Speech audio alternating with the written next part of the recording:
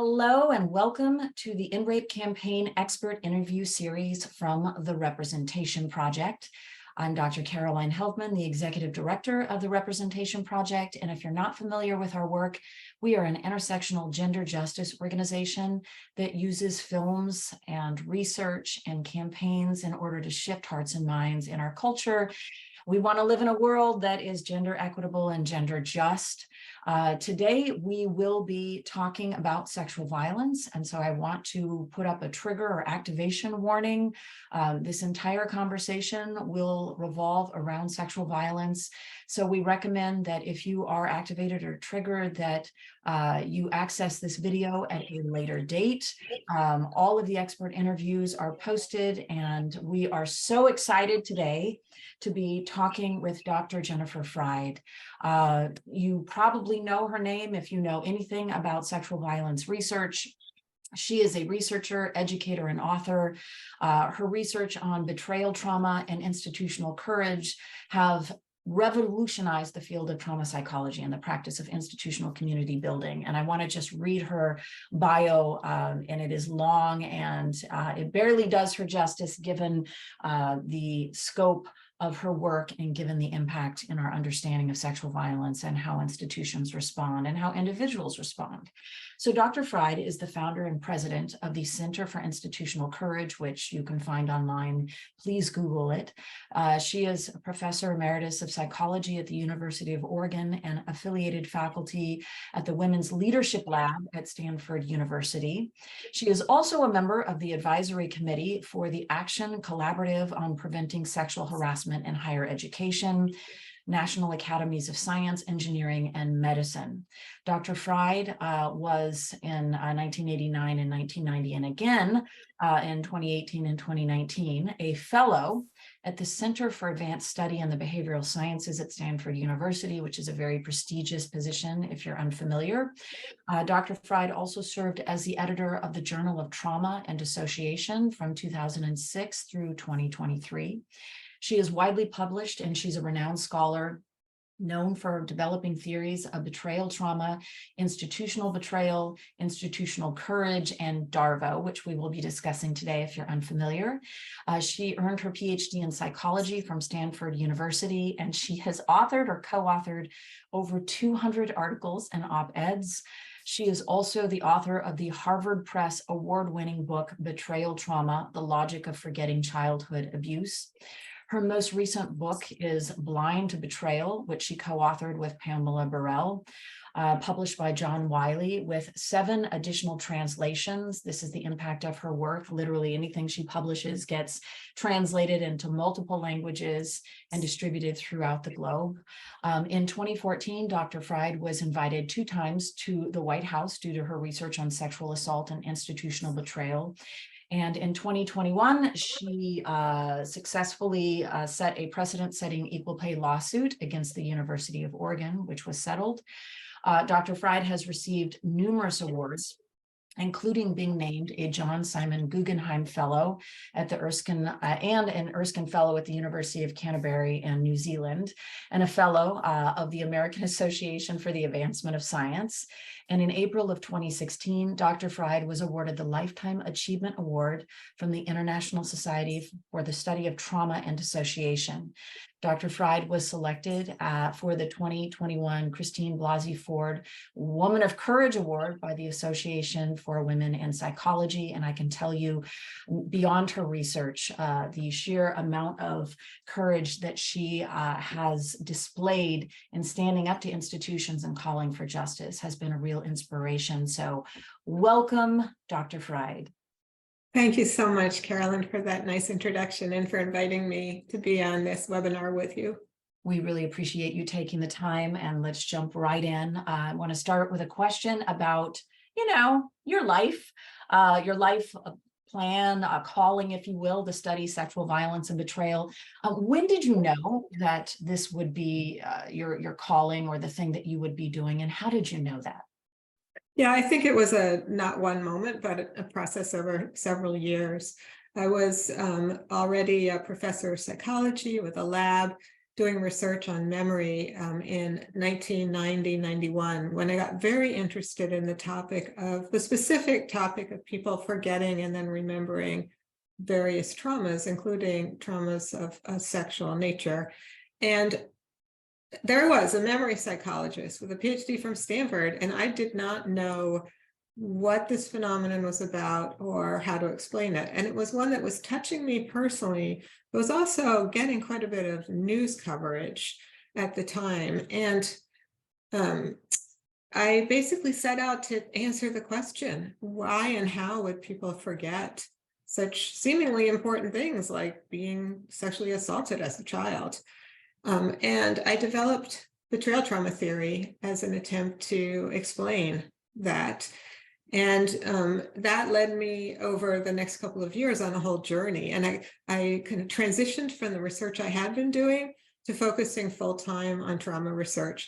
And it was a journey because, when we studied forgetting, we discovered other things about people's response to betrayal that led us to do more studies and develop the theory further. And so it was not entirely welcome change I made in my field. It wasn't a time when people really felt it was an appropriate topic for an academic psychologist, and certainly not a cognitive psychologist. That is somebody who focused on memory and thinking and perception. It was a little bit like, I don't know, it was a little bit rude to people, and some people thought it was kind of not an important topic. There was this general idea that sexual abuse doesn't happen very often, and maybe it's not such a big deal if it does happen. So it required, it really required my following a passion despite quite a lot of pushback that was occurring both from colleagues, but also, as you know, in other ways, nationally, there were organizations that started to focus on basically discrediting me. So it was, but then that became part of what, I ended up studying and developing the theory of institutional betrayal. So. Well, let me ask a natural follow-up question about the question that you pose. Why is it that people would forget such traumatic events? What is your theory of trauma betrayal? Yeah, well, I don't think it boils down to just one single reason, but I believe we have hit on one powerful reason that often is playing a role. And that is basically people's need to preserve relationships they depend upon. So if you have been abused or mistreated by someone, or even some organization you depend upon, you trust, you may feel affection for, but fundamentally you depend upon, if you become aware of that betrayal in kind of what you might call the normal way, your awareness can become very dangerous. By normal way, I mean the way you might become aware of a betrayal when you're really empowered. So you go into a store and they don't give you the right change, or they give you a bad product, and you have choices of what store you're going to shop in. You can leave that store, never shop there again. You can confront them.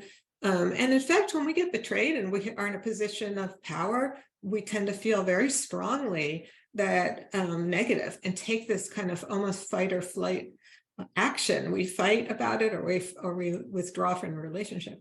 However, when you don't have that power, when you're dependent, those reactions can just make your situation much worse. So a child that responds to betrayal from a parent by withdrawing from the relationship or confronting the parent is likely to just get more abuse. And it's hard to fake it. Sometimes people say, well, can't you just pretend that you didn't notice it? Well, yeah, people try to pretend that they didn't notice a betrayal. People do that in relationships all the time, but it's costly, it's expensive, it's hard. And your reactions often leak out because we do have such a powerful negative reaction to betrayal. If you can forget it, block it out, not know about it, then you can continue that relationship. And I see this as a survival skill. It comes with a cost down the road because you can't get out of the relationship very easily. But if it's keeping you alive, what choice do you have? I mean, really, what choice does a child have but to try to get what they can out of the care from their parents, and even if that means blocking out mistreatment. So self-preservation makes perfect sense. Yeah, yep. And it reminds me of that James Baldwin quote that I don't want to butcher, so I pulled it up. But a victim is able to articulate the situation. The victim who is able to articulate the situation of the victim has ceased to be a victim. He or she has become a threat, right? So you're talking about recognizing that position. That's not a luxury that children, for example, would have.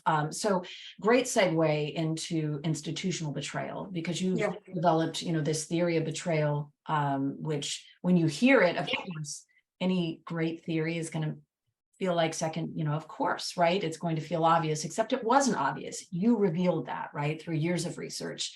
The second major theory that you developed is theories of institutional betrayal, and then DARVO. So we'll address each of these, but let's shift to institutional betrayal. For folks who haven't heard this term, what is institutional betrayal and why is it such an issue?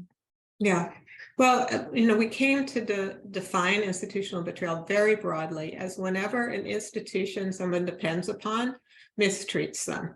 And that's what, importantly about institutional betrayal is it often takes place by the institution failing to do what they should do, because so many of the institutions we depend upon explicitly have the duty of protecting us in some way. Hospitals, law enforcement, the judicial system, our governments are all explicitly designed to protect those dependent upon them. And then many institutions, even if you could imagine they weren't designed that way, end up behaving as if they are. So, for instance, churches and sports teams and schools, colleges, employers will present themselves as this safe sanctuary that's going to take care of you. And they'll advertise that. They'll use it in fundraising.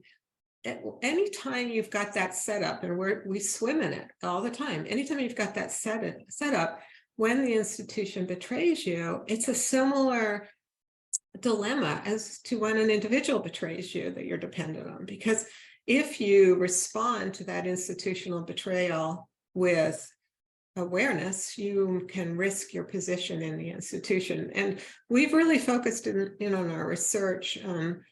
We've now looked at a lot of different kinds of institutional betrayal, but by far the situation we've looked at the most is when a college or university fails to respond well, fails to prevent and respond well when there's been sexual assault or sexual harassment on its campus or with its students or employees. And the thing about institutional betrayal is that we've shown through many studies now that it is really harmful to people. Like if you hold constant how much individual betrayal there's been, and then look at the additional cost of institutional betrayal, it influences in negative ways on people's mental health and physical health, and is even attached to suicidality. So people do not take it well, and it doesn't require they even consciously are aware they're being betrayed by the institution. Just the institution's betrayal has this really negative impact on people. And, it doesn't even have to be, the situations can start out as natural disasters or things that are not even interpersonal and turn into institutional betrayal. We've seen that in how governments, say, respond to hurricanes. And it can turn into a terribly harmful betrayal situation for people. Hurricane Katrina, absolutely, yeah. So what are some common ways? Just to bring this to life for folks who this is the first time they're thinking about this, what are some common ways that the judicial system or colleges and universities might betray the people they're supposed to protect? Yeah. Well, one thing is failing to do anything to really prevent the abuse in the first place. So a lot of, especially in the domain of sexual violence, and I should say, there's lots of kinds of harm. Sexual violence is one kind of harm. But let's talk about that, because we are focusing on that today. Does the institution take preventative steps in terms of the kind of environment they create? What kind of education are they presenting to people? Are they turning a blind eye when there's sexist humor and gender harassment, because those things will set up the situation to make it more likely there's going to be some kind of sexual violence. So that's almost like the most mild thing, is failing to prevent. Then when there has been some sort of violation, what does the institution do? Do they cover it up? Do they deny it? Do they go so far as actually to punish the person who tries to get some help or justice? And, we've seen it. We've seen universities and colleges respond terribly to victims. The most common thing is to avoid responding at all and pretending they don't know, and turning a blind eye. But they'll also sometimes actually punish people for daring to try to get some help. In fact, the Department of Education had to issue a Dear Colleague memo on retaliation when student survivors were coming forward en masse in 2011, 2012, 2013 for precisely that reason.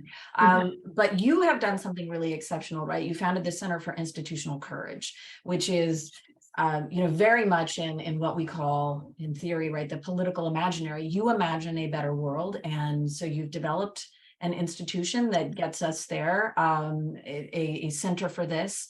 Can you tell us about the work of the Center for Institutional Courage, and what are some basic steps that institutions can take to actually be courageous?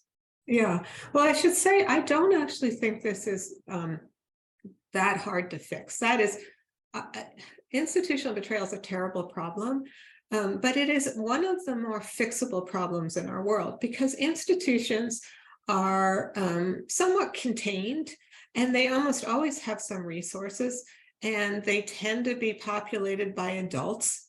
There's no good reason to let institutional betrayal persist once it's identified.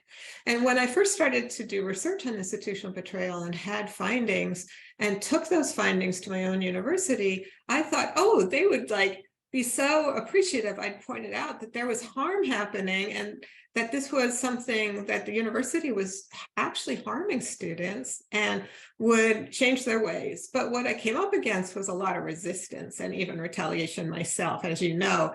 And that made me realize that, there's a political will issue here.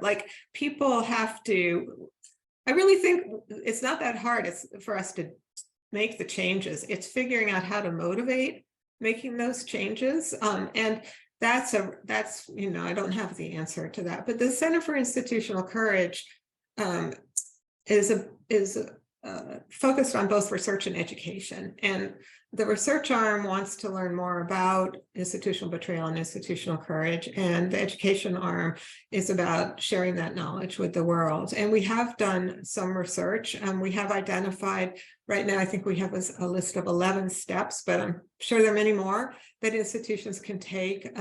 Many of these are pretty straightforward. Do data collection on what's really going on at the organization. That's a huge and very doable step. Cherishing, my favorite is probably cherishing the whistleblower, which is when somebody comes forward with a problem, what do?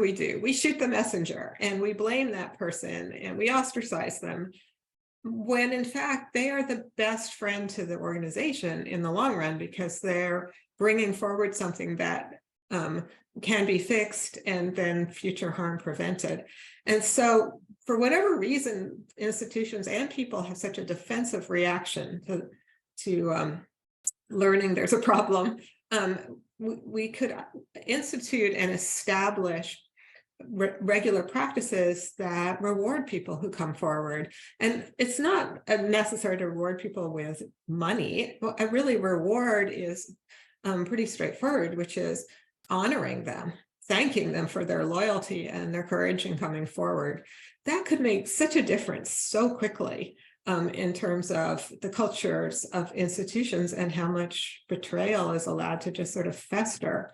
And I sometimes think about it by analogy. There was a time when people didn't really understand the relationship between sanitation and disease. And there was a time when people would throw their garbage out the window as a way to get rid of it. Why not? Gets it out of the house. And then the garbage would fall on the street and rats would eat it, and rats would carry disease to people, and people would get the plague and die. And then they developed germ theory and understood sanitation, and people's behavior stopped, and there was less disease. I see us in a similar thing with a state with institutional betrayal and courage. That is, institutions right now are committing a lot of institutional betrayal, but it's like throwing the garbage out the window. We don't need to keep doing that. We can fix that. And I think the stakes are really high because it's not just all the individuals being harmed, but it's the institutions themselves that get harmed. And if you think about, well, this, our basic society, our democracy, people need to trust institutions for a democracy to function. But people are not going to trust these institutions if they're not being trustworthy. So from my perspective, fixing institutions is crucial for all of us, not even, the victims, but all of us. Absolutely. And you've identified a number of them, right? Institutions of higher education, government institutions. Can you speak a bit more about the political dynamics, some of the perverse incentives that, for example, cause the music industry or Hollywood or higher ed or Justice Department to not actually serve survivors and the folks they're supposed to be protecting? Yeah, I mean, a lot of it, I think, boils down to the time horizon. People are incentivized for very short run expediency and very short run personal gain at the expense of the long-term health of the system and the well-being of other people. So we need incentives that shift perspective to, things that are going to be good in the long term. And we see this in other ways. I mean, what's the mess our climate's in, right? There's short-term expediency and individual reward. And, unfortunately, a lot of these organizations, well, certainly I know this in higher ed, the people who have power are often kind of in some sense passing through the organization, trying to get a better job at a more fancy school. Their goals are very short term. They're trying to look good for the next job or the next raise, and we need to restructure things in terms of incentives, and that I think is an extremely important piece of this. So shifting now, and we're going very quickly from one major body of theory to the next, to the third now, DARVO. You coined the term DARVO, which changed our understanding of how perpetrators of sexual violence, and I would argue even beyond perpetrators of sexual violence, those who've done wrong, period, how they commonly respond. Can you tell us what DARVO is and where we may have seen this examples in public life, high profile trials? DARVO is an acronym that stands for Deny, Attack, and Reverse Victim and Offender. And I understand it as essentially a strategy to deflect blame and accountability. And perpetrators can use it. Anyone can use it when they've been accused of something, but people can also use it on someone else's behalf. And institutions can engage in DARVO. Importantly, the denial is often kind of aggressive. I mean, if somebody accuses you of something you didn't do, you're probably going to deny it because, denial isn't in and of itself the problem. But with DARVO, you often get a really kind of aggressive and over-the-top denial. The attack takes the form usually of attacking the person's credibility. So saying, oh, you're just doing this for money, or there's something wrong with your memory, or you're not mentally healthy, whatever they can say to make the person less credible.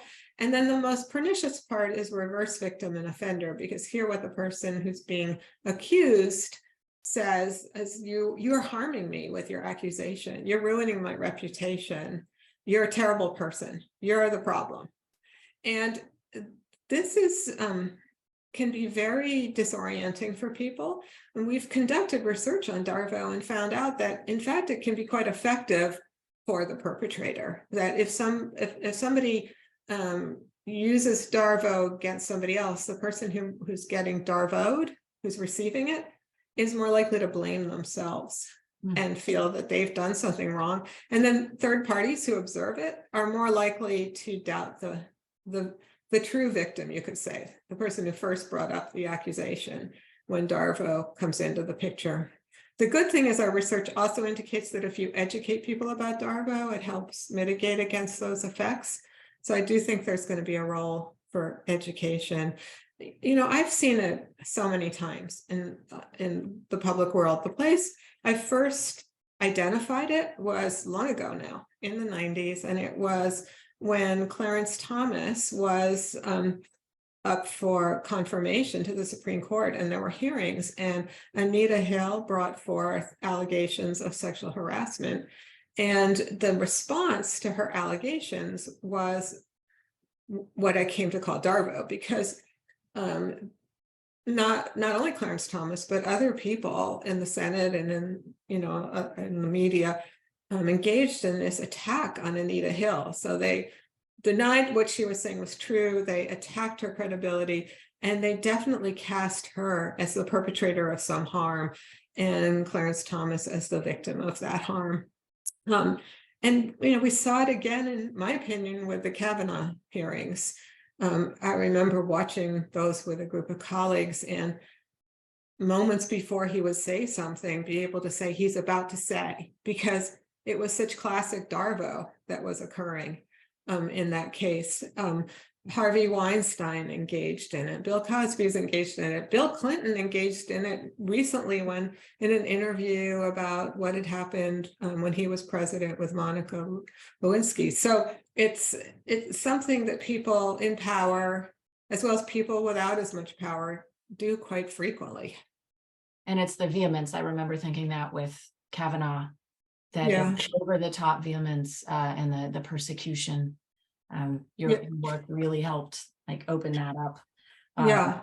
And it's a really useful tool I found too in teaching systems of power. So anytime you have, you know, a group making a claim or a person making a claim against someone in a position of power. So I just find really broad application, and I thank you for that tool. Shifting gears once again, and don't worry folks, there'll be plenty of time for you to put your questions in the Q&A and pop them in now if you would like. As questions come up, we will get to hopefully everything. But Jennifer, what are some things that you wish that people knew about sexual violence? What are some of the myths that you would like to bust, especially pertaining to institutional betrayal or DARVO or your work?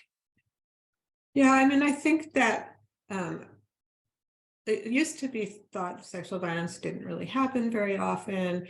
Maybe people still think institutional betrayal is rare, but I think people are beginning to grasp these are frequent events and they're harmful events. But I don't know that people understand they're really preventable. We don't have to be this way. It's not, it's much easier problem than a lot of things we tackle. And I really think that it's important to not fall into despair and to understand we can fix this. Another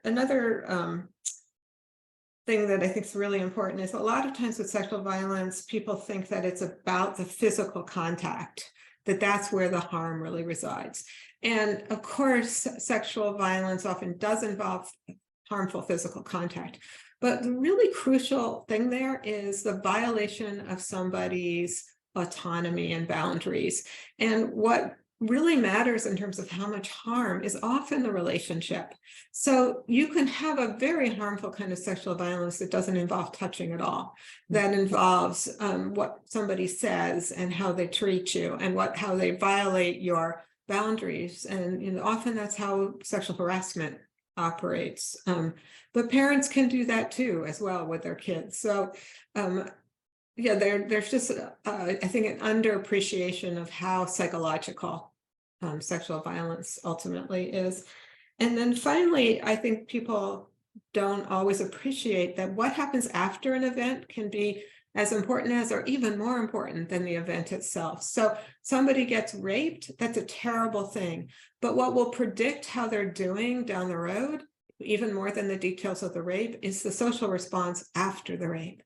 Are they being treated with respect and support, or are they being demeaned in some way? Are they being betrayed in the aftermath? That's hugely determines somebody's outcome from a traumatic event. Well, a follow-up to that, if someone comes to you and shares that they've been sexually abused or raped, uh, what's the ideal response? Yeah, that's a great question. Of course, it's going to depend on the situation, but a really important aspect of that is to respect a person's autonomy, and to we often say that it's really important to believe. I actually don't know if I fully agree with that. I think what's more important is to validate the emotions they're describing, and listen and give respect. I think that's hugely important. And well-meaning people can violate that autonomy respect thing by trying to take over. So, if somebody comes to you and says that they've been harmed by somebody in their life, and the response is, oh yeah, I'm going to go, punish that person or report that person to the police, that can itself can cause harm, because sexual violence is violation of somebody's autonomy. So don't do it again. Let the person let the survivor choose what happens next, and listen openly. You don't have to say everything that you agree with everything they said in order to convey that compassion and respect. Thank you for that. Another follow-up question about it being preventable. If you have a magic wand, what would you do to prevent sexual violence? Have somebody very generous give a whole lot of money to the Center for Institutional Communication. I mean, that's sort of a joke and sort of not. I do think resources are a huge issue here, because I do believe with education and research, we could, within a generation, make such a huge change. But we don't devote the resources currently. It's really like, if you look at the, even the federal government, which has so many programs that in some way or another touch on sexual violence, the amount of money that's channeling in is actually really small. It's lots of very underfunded programs that then end up having turf battles. We really could make a difference by putting more resources into this problem, seeing it as actually relevant to everything else that we agree is a problem. When our leaders are sexually violated in childhood or otherwise violated in childhood, guess what happens when they get into power? They create more havoc and more harm. If we could find the political will to take a relatively small portion of our budgets, but so much more than we have now going this way, and put it towards these problems, we could really change the world. Okay, so shifting hearts and minds and interrupting intergenerational trauma. Yeah. One last question before we open it up. What do you recommend in terms of books or documentaries or media that people should be watching, consuming in order to learn more about this? And feel free to recommend your own work. Okay. Yeah, I mean, it's interesting because so much of what has ever been written about in novels or in films involves elements of both individual and institutional betrayal. It's something we may not have named and recognized, but is so much a part of the world, and so much a part of art. So, in fiction, it's all over the place. One film in particular I think is very educational is the film Spotlight, which is a fictionalized account of the Boston Globe's coverage of the sexual abuse in the Catholic Church of children. And it's really captures dynamics of institutional betrayal and shows what courage can do as well. And then there's some wonderful documentaries. Two of them that I would recommend to everybody are made by the same team, The Hunting Ground, and about college sexual assault, and The Invisible War, about military sexual assault, and institutional betrayals all over these films. None of these films I've mentioned use the term, but they all cover the topic. Books, well, so much literature is about these topics, but in terms of like, you just really want to get some factual information, I will recommend my book, Blind to Betrayal, my most recent book, co-authored with Pamela Burrell. And then Judy Herman, who's I think, the greatest living trauma theorist. We have just came out with a new book that her first book's great, but her new book is really worth reading too. It's called Truth and Repair, and it's about how do we fix things after there's been a sexual violation. And then there's a brand new book by one of my former students, Jennifer Gomez, that I highly recommend. It's called The Cultural Betrayal of Black Women and Girls, and it's a feminist approach to sexual violence. Those 3 books I would recommend. Thank you. We will include all of those links with the recording of this interview. So we have some great questions here. Jumping in, Lisa asks, Dr. Freyd, thank you so much for your work. My mother was raped while living in a psychiatric institution in the 1980s. She lived there throughout her pregnancy, and her family was told the pregnancy did not exist. I was adopted out as a newborn. I learned 3 years ago through DNA that my bio father was a counselor there. I have written a book on this journey and the betrayal she experienced and tried to describe in it how her fear and PTSD may also have impacted my brain. I also opened a case with the AG's office after she passed against the state that they did not consider me a victim. What are your thoughts on how babies born from institutionalized rape are impacted? That's such an interesting and important question. I'm not an expert on the neurodevelopment of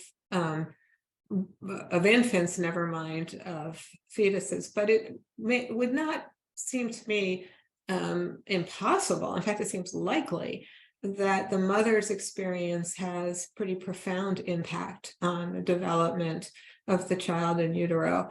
And I think we know that, for instance, when there's domestic violence, there's such a change in stress hormones that can affect the developing fetus. So it would make sense what you're saying. And maybe there are people that have more direct evidence about this, but I just want to say I'm really sorry for what you're describing. That's really, really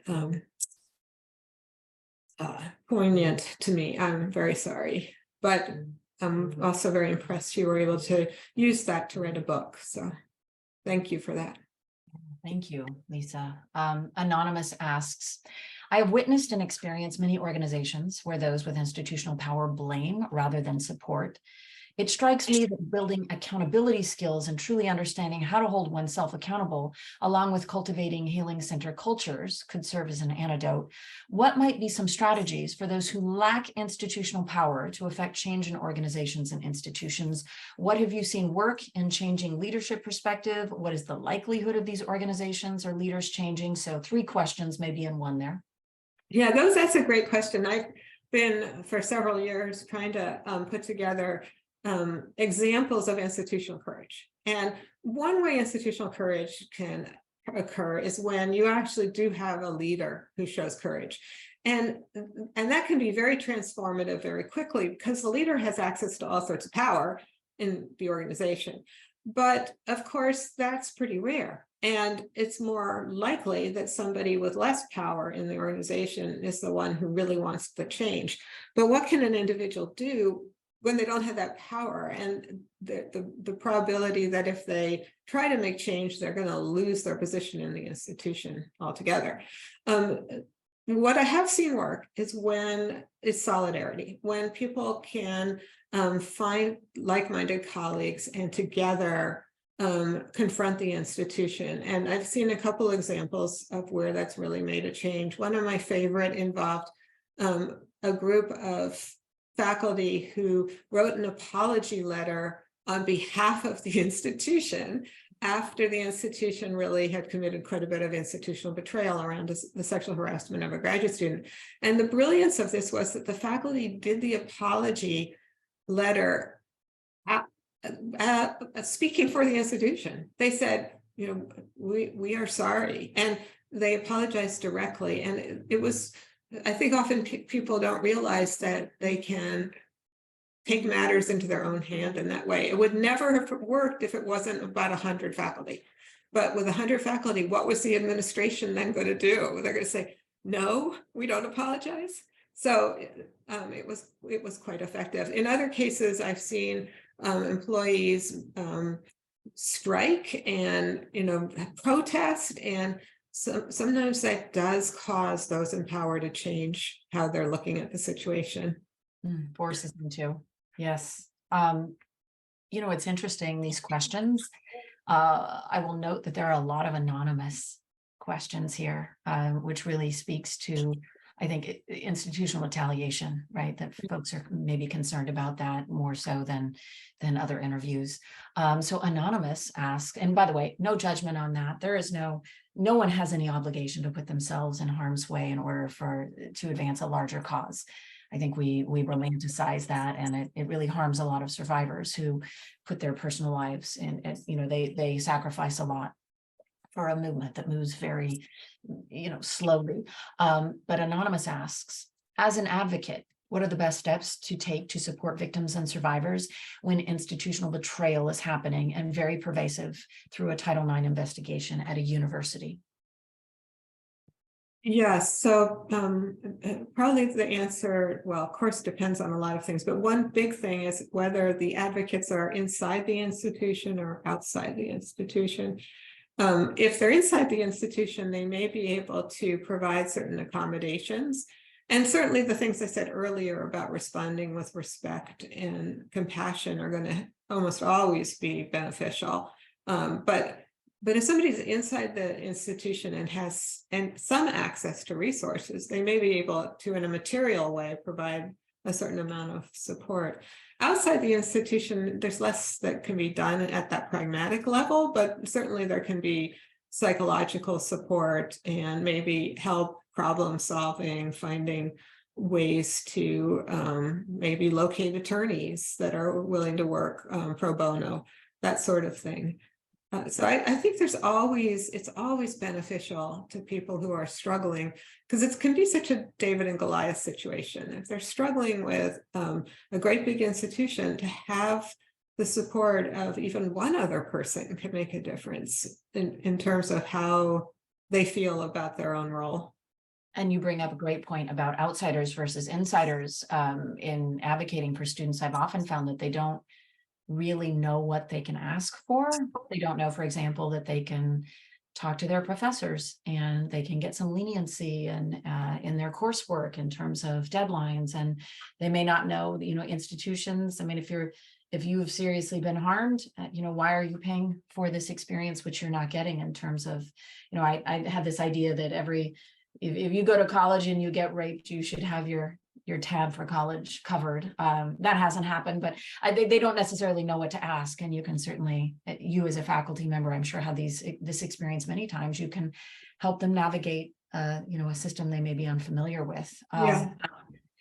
Anonymous attendee asks a big question here. Have you seen any shifts away from rape culture over time that make you hopeful? And as a follow-up, have you noticed any positive shifts with how institutions such as colleges and universities handle sexual assault cases on campus? Yes, to both of those questions. And the way I see it is we are making progress, but it's a bumpy road and we have a lot more work to do. But I do think we have made some progress. And some of that perspective I have is from my own experience, having been alive for quite a while. When I was a graduate student in the late 70s, early 80s, it was a very different scene than it is now. And sexual harassment was so rampant, including contact, unwanted, sexual assault kind of harassment. It was so common, but we didn't have the language for it and we knew it wasn't pleasant, but generally did not know that it was something we could do anything about. It was like something we had to sort of put up with and navigate. And I do feel like, for most people now who are, say, graduate students, they know that this is not acceptable. I'm not saying it's not still happening, but it's a very different climate in terms of that. And I know much more about that environment of higher education, but I have some belief that there have been similar shifts in other contexts and other workplaces and other domains. So I do think there's some progress there. There's also, been some gender equity that's occurred, despite the fact that we have a lot more work to do. And I look back at at the world I was a child in, and it was noticeably more sexist than the world that my children were in. And now, I'm expecting my first grandchild soon, and I'm very much hoping for a more gender equitable world for my grandchild. I think there's more openness to gender fluidity in a way that has changed even in the last 20 years. So I do have hopes. And I don't know if I answered both questions or just one there. There were two things about change. Yes, a shift in rape culture and then a shift in the practices of institutions. I think you Yes. covered. Yeah, and I think part of the rape culture shift is an increasing awareness that the things that look maybe on the surface as if they're not about sexual violations, but are gender violations, contribute to rape culture as well. So I do think there's been growing awareness in a good way there. About that spectrum, yes. Yeah, so you see the backlash too. I mean, you Oh, see yeah. what's happening to trans rights right now. But we never have a change in civil rights without backlash. It's part of the process. In fact, a really good sign that there's actual shift in the existing social order, because if there wasn't an actual shift, you wouldn't see a big backlash. Right. But painful. Painful, very painful. And speaking about young people and the new world they're living in, Anonymous asks, do you have any recommendations on how to prepare our teenagers to protect themselves and their classmates when they go off to college without playing into victim blaming myths? Yeah, I mean, it's both protecting themselves from harm and also making sure they're not perpetrating harm themselves. As what we really hope for from our teenagers. And I do believe, and I'm an educator, so this is going to be no surprise, but I do believe education makes a difference. And I don't mean superficial, sort of like giving people a 2-hour video on supposedly how not to rape. That's not going to work. But education where people grapple with the underlying issues and the roots and explore their own internalized prejudices that might influence their behaviors in ways they ultimately don't want, and what to do about that, and also how to have difficult conversations, helping educate young people about how to have difficult conversations, so when something does happen, they can talk about it before it gets worse. So Amy has a question along those lines about these conversations, difficult conversations, and how to do this. Can you speak to if or how people in positions of authority, for example, university faculty, can best or appropriately support students who disclose their own sexual trauma other than with resources and reporting support when we too have experienced similar trauma? Is it okay to disclose in a brief way our own trauma so the student is aware we understand from the inside what they are experiencing? Yeah, I'm going to say once again, and probably, each situation is different. There's a certain amount of it depends. And when you're talking to somebody, their state of mind and how much they can take in anything that you want to tell them is going to vary. It's important not to derail what it is they want to tell you by shifting the focus on yourself. On the other hand, there certainly is a time and place for letting somebody know that you have some relevant personal experience too. That can be very reassuring, and it helps normalize the situation so that they don't feel like there's something inherently wrong with them, that they had this experience and nobody else did, especially if you're in a position that where they might respect you and look up to you and they see you as a successful person. If you can say, like, this is really difficult what you've experienced, and this is something that you can work through, and then something brief about oneself. I do think there can be that role. In fact, part of the problem we probably have is we tend to divide the world often, especially in mental health, into experts and patients, or therapists and clients, or whatever we call it, as if only some people get wounded, when it's pretty much a human experience to get wounded in some way. It's hard to find somebody who's lived very long that hasn't been, hurt. And we all also end up hurting people in our lives. So these are parts of being a human being. And so, there are matters of degree, but helping normalize so that people don't feel like they're damaged goods, I would say, is really helpful. Great. Thank you for all of that. And I want to ask 14 follow-up questions, but I want to make sure we get to these questions. I hate to shift gears, but this is a great question. What research or data do you wish existed that would help activists and scholars to advocate against sexual violence? What research or data? That is a great question. I would really like right now, a question that's been bothering me a lot is why people are so defensive when they learn about an error that they or their organization has made. Why do we have this strong defensive reaction, and how do we change it? Because if we respond defensively to finding out we've done something wrong, it's really hard to then go repair it. It tends to lead to DARVO and institutional betrayal and other things. And I've noticed in my own life, I've experimented with a very simple thing, which is just not letting myself react to, so if somebody tells me I've harmed them, not letting myself react right away.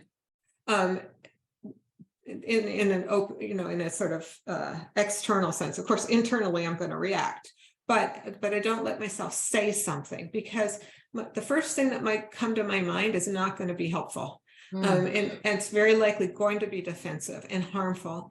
And also it's going to make it, if I let that dominate, it's going to make it harder for me to learn and me to absorb what's been said to me, and me to eventually apologize and adjust my ways.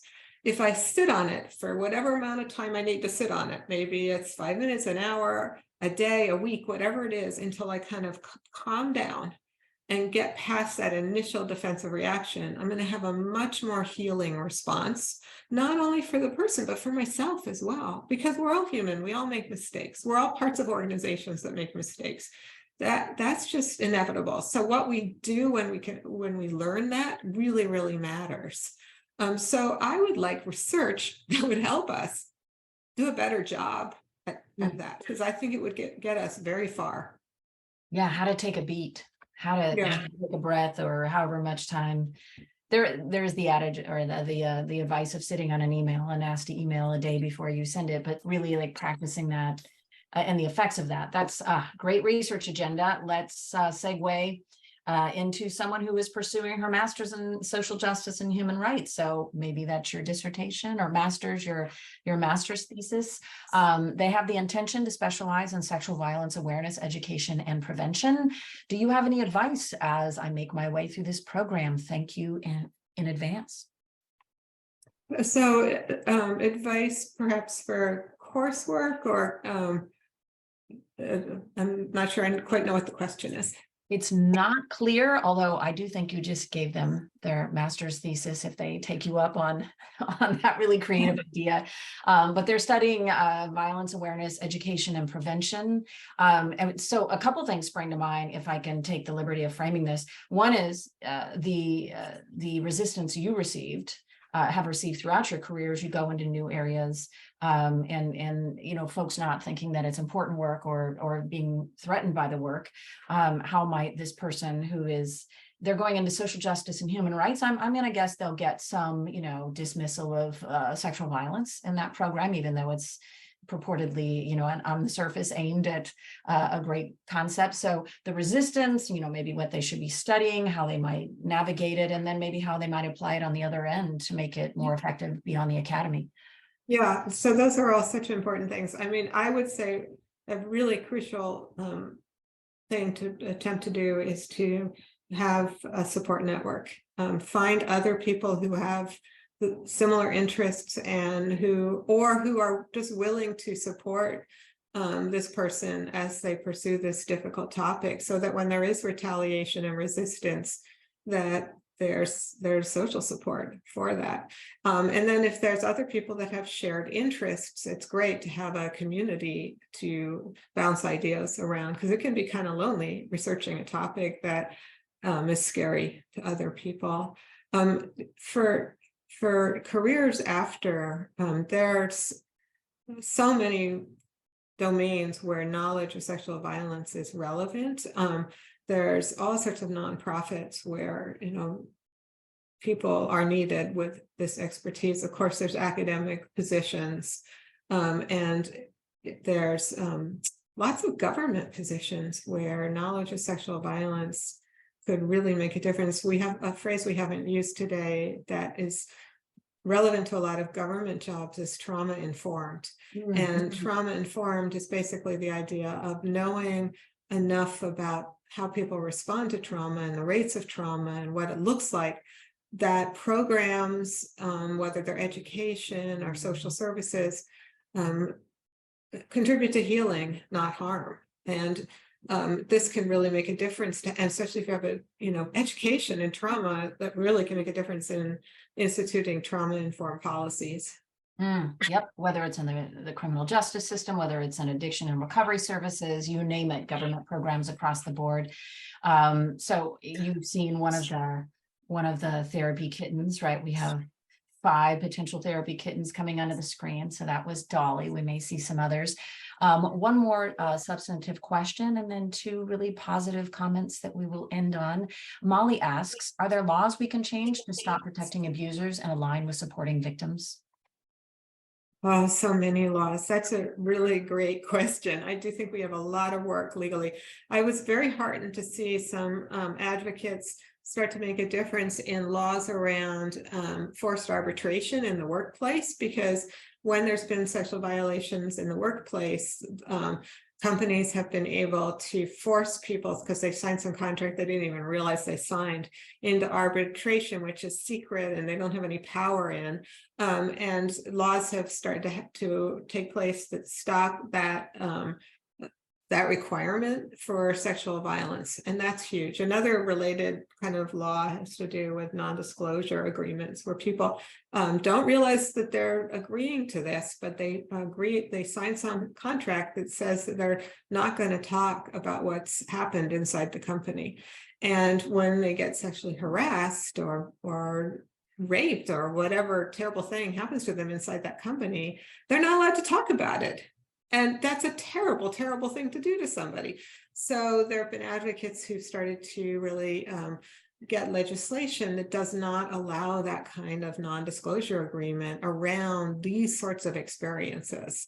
Maybe you have it around a trade secret, that kind of makes sense, but not around this kind of violation.